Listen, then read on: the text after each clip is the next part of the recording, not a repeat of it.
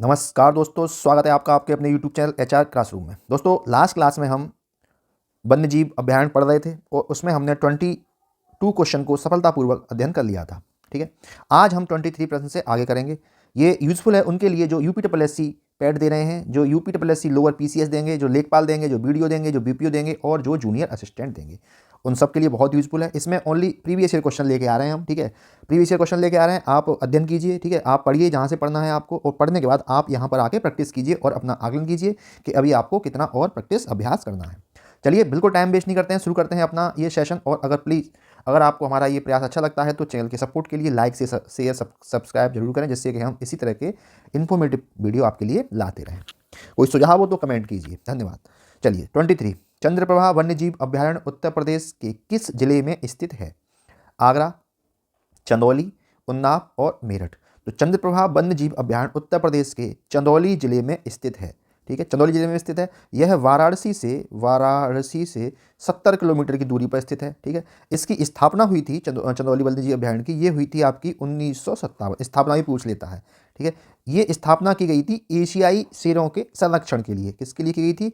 एशियाई शेरों के संरक्षण के लिए इसकी स्थापना की गई थी। ठीक है, लेकिन शेरों के अलावा यहाँ पर और क्या क्या है? शेरों के अलावा यहाँ पर आपको चीतल मिल जाएंगे, ठीक है, सुअर मिल जाएंगे, जंगली सुअर मिल जाएंगे, है ना, सांभर मिल जाएंगे, नील गाय मिल जाएगी, ठीक है, काले हिरन मिल जाएंगे और चिंकारा मिल जाएंगे। इसी प्रकार काफ़ी अन्य जानवर आपको यहाँ पर देखने को मिल जाएंगे। नेक्स्ट प्रश्न है, प्रश्न संख्या 24। चंद्रप्रभा मृगवन भारत के किस राज्य में स्थित है? तो उत्तर प्रदेश, राजस्थान, मध्य प्रदेश और गुजरात। ये चंद्रप्रभा मृगवन वही है। कौन सा? यही है आपका, है ना, चंद्रप्रभा वन्यजीव अभयारण्य है। ठीक है ना। तो ये कहाँ पर है हमारे? ये हमारे प्यारे उत्तर प्रदेश में है। चंद्रप्रभा वन्यजीव अभयारण्य कहाँ पर है? चंदौली में। ठीक है, नेक्स्ट प्रश्न आपके सामने, प्रश्न संख्या 25। निम्न वन्यजीव अभयारण्यों में से कौन सा उत्तर प्रदेश में स्थित है? खैनी वन्यजीव अभयारण्य, ककेरा वन्यजीव अभयारण्य, बोरी वन्यजीव अभयारण्य, चंद्रप्रभा वन्यजीव अभयारण्य। तो सही विकल्प है इसमें चंद्रप्रभा वन्यजीव अभयारण्य। कहाँ पर स्थित है? ये चंदौली में स्थित है। चंदौली में स्थित है। ठीक है, स्थापना कब हुई? 1957 में स्थापना हुई इसकी, एशियाई शेरों के संरक्षण के लिए। ठीक है, चलिए, और वाराणसी से मात्र 70 किलोमीटर दूर स्थित है ये। नेक्स्ट प्रश्न है जो कि बहुत ही महत्वपूर्ण प्रश्न है, प्रश्न आपको मिल सकता है पेपर में। ठीक है, क्या कह रहा है? उत्तर प्रदेश वन निगम कब स्थापित किया गया? 25 नवंबर 1974 को, 25 नवंबर 1975 को, 25 नवंबर 1976 को या 25 नवंबर 1977 को। तो उत्तर प्रदेश वन निगम स्थापित किया गया था आपका 25 नवंबर 1974 को स्थापित किया गया। ठीक है, ये स्थापित किया गया ताकि वनों को अधिक प्रभावी बनाया जा सके और उनका संरक्षण और विकास किया जा सके। ठीक है, इसीलिए इसकी स्थापना की गई। इसका जो मुख्यालय है, यानी इसका जो हेड क्वार्टर है, वो है आपका लखनऊ में। वन निगम का, उत्तर प्रदेश वन निगम का जो मुख्यालय है वो कहाँ पर है? आपके लखनऊ में। चलिए, अगला प्रश्न है आपके सामने, बताइए इसका उत्तर क्या होगा। निम्नलिखित में से बाघों के संरक्षण से संबंधित कौन सा स्थल उत्तर प्रदेश में स्थित है? सरिस्का, अमनगढ़, जिम कॉर्बेट और पन्ना। तो बाघों के संरक्षण के लिए उत्तर प्रदेश में जो स्थित है वो है कौन सा? आपका अमनगढ़। आपका अमनगढ़ स्थित है। ये बाघों के संरक्षण हेतु बनाया गया है। ठीक है, कुछ और बात कर ले रहे हैं उत्तर प्रदेश के टाइगर रिजर्व के बारे में। तो उत्तर प्रदेश में 3 टाइगर रिजर्व हैं, 3 टाइगर रिजर्व हैं। ठीक है ना। पहला टाइगर रिजर्व आपका दुधवा है, दुधवा टाइगर रिजर्व है ना, जो कहाँ पर है आपका? इधर देखते हैं, दुधवा ये है आपका लखीमपुर खीरी में स्थित है। ठीक है, लखीमपुर खीरी में स्थित है और इसकी स्थापना हो गई, यहाँ रख लेते हैं एकदम सेपरेट से, ये है दुधवा, ये लखीमपुर खीरी में स्थित है। इसकी स्थापना की गई थी 1987 में। ठीक है, दूसरा है आपका, ये पहला हो गया। दूसरा टाइगर रिजर्व है आपका Amangarh tiger reserve, Amangarh tiger reserve. ठीक है, इसकी जो घोषणा हुई थी 2012 में हुई थी। ठीक है, और ये कहाँ पर है? ये है आपका बिजनौर में स्थित है। ठीक है, और तीसरा है आपका Pilibhit tiger reserve, Pilibhit tiger reserve. ठीक है, इसकी स्थापना 2014 में की गई थी। और अभी एक और चौथे टाइगर रिजर्व की बात हो रही है, आपका रानीपुर वन्यजीव अभयारण्य। ठीक है, रानीपुर वन्यजीव वाइल्ड लाइफ सेंचुरी। ठीक है, इसको भी टाइगर रिजर्व बनाया जा रहा है, ये चौथा होगा। ठीक है, तो ये होगा आपका कहाँ पर?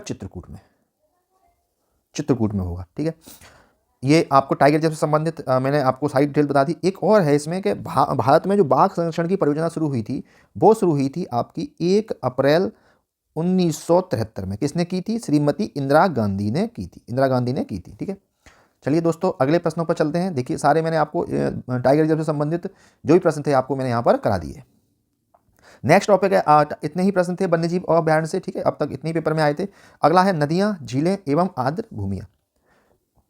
पहला प्रश्न है, शेखा झील के नाम से एक नया राष्ट्रीय पक्षी विहार का विकास किया जा रहा है। लखनऊ में, वृंदावन में, अलीगढ़ में और कानपुर में। तो शेखा झील के नाम से एक नया राष्ट्रीय पक्षी विहार का विकास किया जा रहा है। ये किया जा रहा है आपका अलीगढ़ में। अलीगढ़ में किया रहा है ना। एक्चुअली जो प्रवासी पक्षी हैं उनके प्रवास के लिए इसे एक नए राष्ट्रीय पक्षी विहार के रूप में विकसित किया जा रहा है प्रवासी पक्षियों के लिए। चलिए दोस्तों बताइए अगले प्रश्न का उत्तर क्या होगा। प्रश्न संख्या दूसरा, सूर सरोवर रामसर स्थल के संदर्भ में निम्नलिखित में से कौन सा कथन सत्य है? पहला है, यह उत्तर प्रदेश के लखीमपुर खीरी जिले में स्थित है। बिल्कुल नहीं है। सूर सरोवर आपका स्थित है कहाँ पर? ये स्थित है आपका आगरा में। ये स्थित है आपका आगरा जिले में। ठीक है।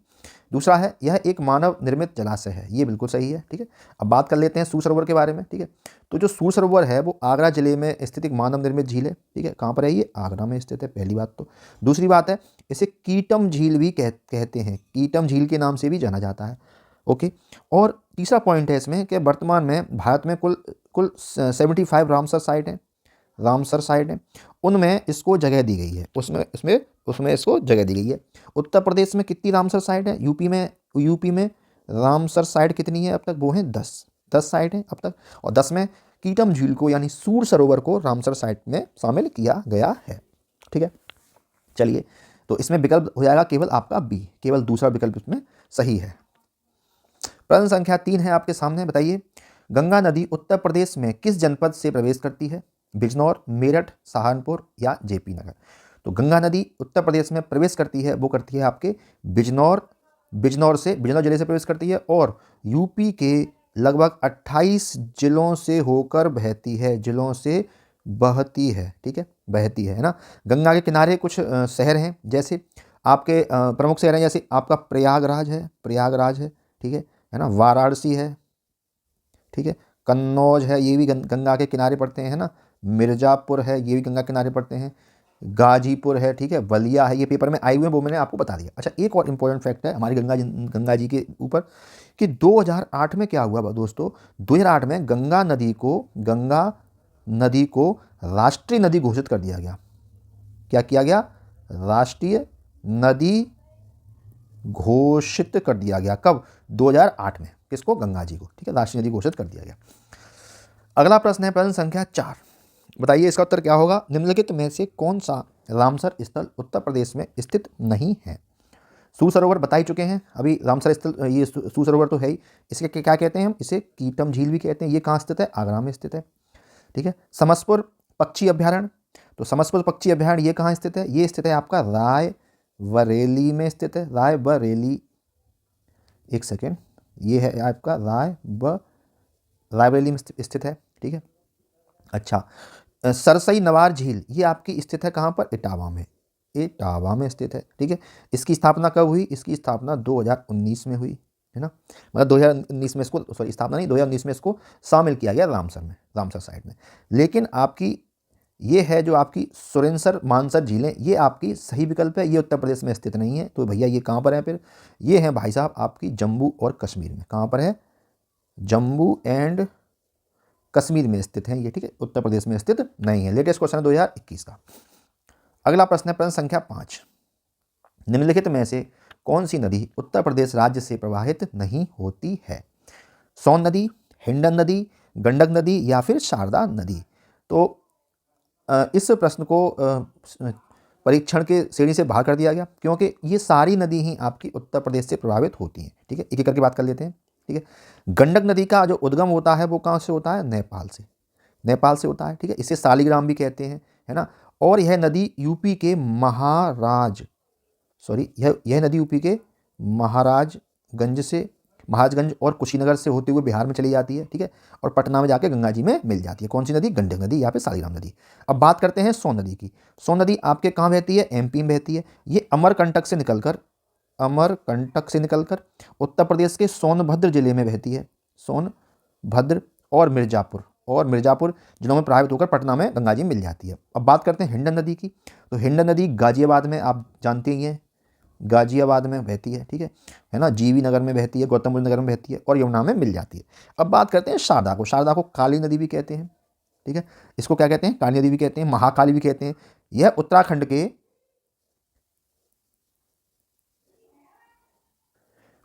के पिथौरागढ़ से होकर बाराबंकी के निकट बहती है। तो ये सारी ही नदियां उत्तर प्रदेश में बहती हैं, ठीक है। तो इस प्रकार इस प्रश्न में सारे ही विकल्प सही हैं। चलिए दोस्तों, नेक्स्ट प्रश्न देखते हैं। प्रश्न संख्या 6। निम्नलिखित में से कौन सा एक सही सुमेलित नहीं है? इसमें आपको बताना है कौन सा सही सुमेलित नहीं है, ठीक है। तो हम इसको सुमेलित करेंगे कहाँ पर क्या है, अपने आप पता चल जाएगा, ठीक है।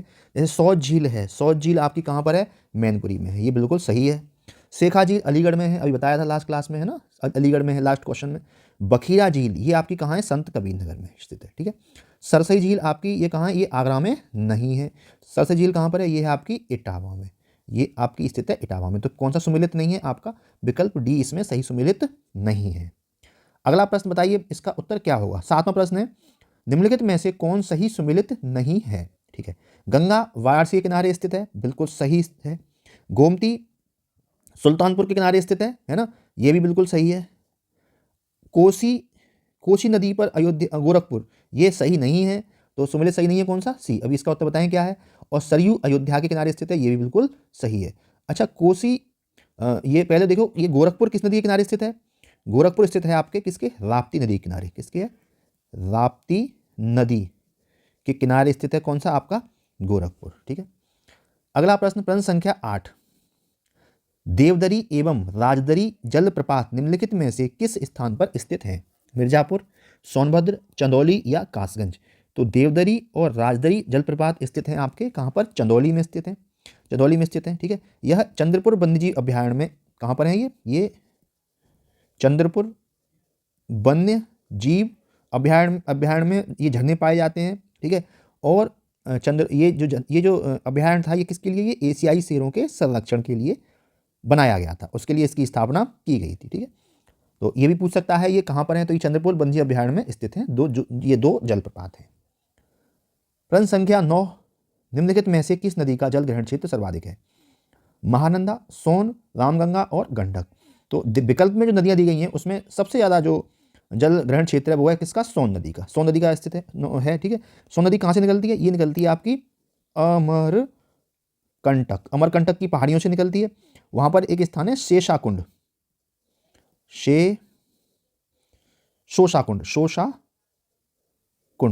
से नामक स्थान से निकलती है। और कहाँ बहती है? ये एमपी में बहती है, फिर बहती है कहाँ पर? यूपी में बहती है ना, यूपी में सोनभद्र में बहती है और बिहार में प्रवेश करती है, जहाँ पटना में गंगा जी में ये मिल जाती है, ठीक है दोस्तों। अगला प्रश्न है आपके सामने, प्रश्न संख्या 10। निम्नलिखित में से कौन सा युग्म सुमेलित नहीं है? नगर दिया है और नगर कस्बा दिए हैं और वो कौन सी नदी किनारे स्थित हैं ये दिए हैं, ठीक है। चलिए करते हैं बात इस पर। बिठूर कहाँ पर स्थित है? गंगा नदी किनारे स्थित है, बिल्कुल सही है। गोरखपुर राप्ती किनारे स्थित है, ये भी सही है। जौनपुर सई नदी किनारे स्थित नहीं है। जौनपुर किस किनारे स्थित है?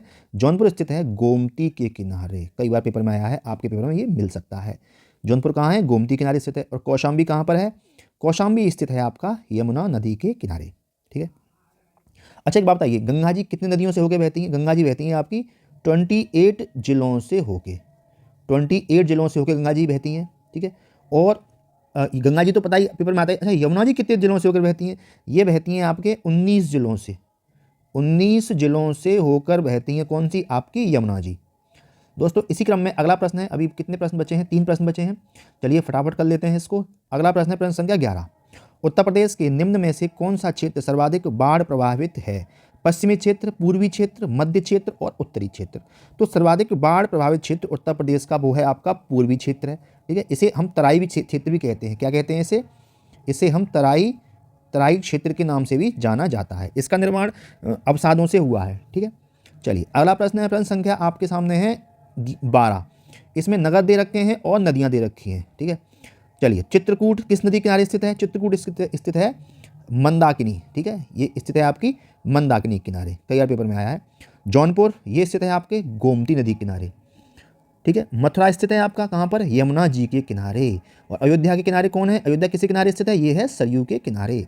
तो सही विकल्प इसमें हो जाएगा आपका 4, 2, 1, 3 विकल्प बी इसमें सबसे सही विकल्प है। प्रश्न संख्या 13 और आज का अंतिम प्रश्न है, उत्तर प्रदेश में किस स्थल को रामसर स्थल के रूप में नामित किया गया है? तो लोअर पीसीएस में आया, एग्जाम पेपर में आया हुआ है ना। तो 2019 में ही एक स्थल को रामसर साइड में जगह दी, वो था कौन? वो था सूर सरोवर। सूर सरोवर को तो पहले ही दे रखा था, है ना। ये है आपका उस समय जो था, उस समय था ऊपरी गंगा नदी, ऊपरी गंगा नदी। तो ऊपरी गंगा नदी को रामसर साइट के रूप में नामित किया गया था, ठीक है। अच्छा, अगर 2022 तक देखा जाए तो, है ना, 2022 तक अभी तक उत्तर प्रदेश के 10 स्थलों को रामसर साइट के रूप में शामिल किया गया है, ठीक है। सूर सरोवर को शामिल कब किया गया है? ये किया गया, ये कहाँ पर है? ये आगरा में है, बताया था। ये 2020 में इसको शामिल किया गया है, ठीक है। बाकी और भी हैं, है ना। पार्वती अर्गा है ही, ठीक है। सुरहाताल आपका है ही, है ना। क्या कहते हैं, ऊपरी गंगा नदी। अच्छा, कुछ और भी हैं, जैसे आपका ये भी है रामसर में सरसई नवर झील, ये कहाँ पर है? ये इटावा में है, ये आपकी रामसर साइड है, ठीक है। समान पक्षी विहार ये कहाँ पर है आपका? ये मैनपुरी में स्थित है, ठीक है। सैंडी पक्षी अभ्यारण्य, सांडी पक्षी विहार, ये आपका रामसर साइड है, ये कहाँ पर है? ये हरदोई में स्थित है, ठीक है। समसपुर पक्षी अभ्यारण्य, समसपुर पक्षी विहार, ये कहाँ पर है आपका? रायबरेली में है, ये भी रामसर साइड है, ठीक है। पार्वती अर्गा ये आ गया, ये आपका कहाँ पर स्थित है? ये आपका गोंडा में स्थित है, ये भी रामसर साइड है, ठीक है। एक और है नवाबगंज पक्षी विहार, ठीक है, ये कहाँ पर है? ये उन्नाव में है, ये भी आपका रामसर में दिया गया है। मैंने 10 के 10 आपको बता दिए, ठीक है। दोस्तों आज की क्लास में इतना ही रखते हैं, ठीक है।